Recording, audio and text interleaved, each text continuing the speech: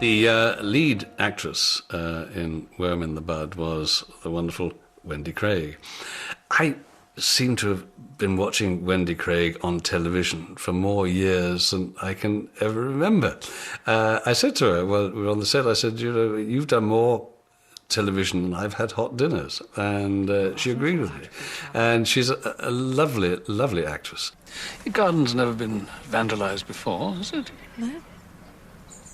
And I don't believe anyone we know would respond to such a...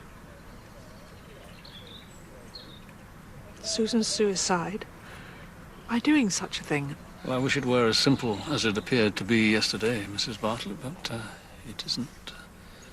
This is now a murder investigation. She, at the time, provided me with, I think, one of the funniest moments of my life. I picked up it was the Daily Telegraph. It would have to be the Daily Telegraph, wouldn't it? And I read this headline. It said, Wendy Craig has John Mortimer's love child. And I thought that was the most wonderfully English sentiment, most wonderful English headline I'd ever read. Two of my favourite people in the whole world, and there they were. They conjoined and produced a love child. Of course it would be a love child. And it was so, so English, and so, in many, many ways, so Midsomer. I'm letting the garden get out of hand. It's time I did some clearing up. Me too, Victoria. High time. i.b.d.i.d, who was unfortunately died shortly after doing this episode, was one of the great stalwarts of English theatre, RSC, National and so on, a great actress on every count, and could do a lot of things. Couldn't handle a gun very well, as proved by the last scene. She handled it as gingerly as I will handle a stick of dynamite.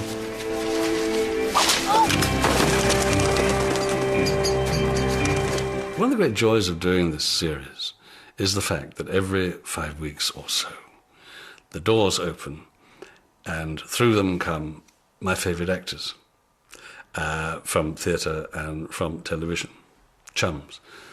Somebody remarked the other day, it's the longest cocktail party in the world. And in a sense it is, because we've got so much to talk about when they come in.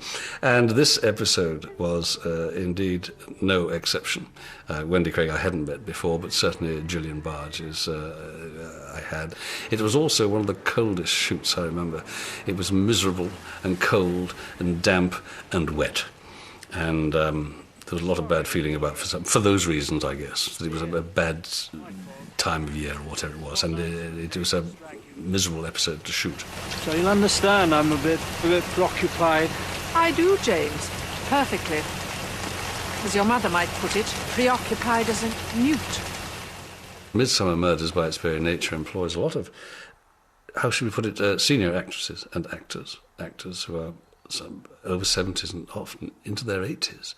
And when the temperature drops below zero in the middle of a night shoot, you start worrying not so much about the quality of the script or even the quality of the performance, but about the possibility of them dying before you finish the shoot.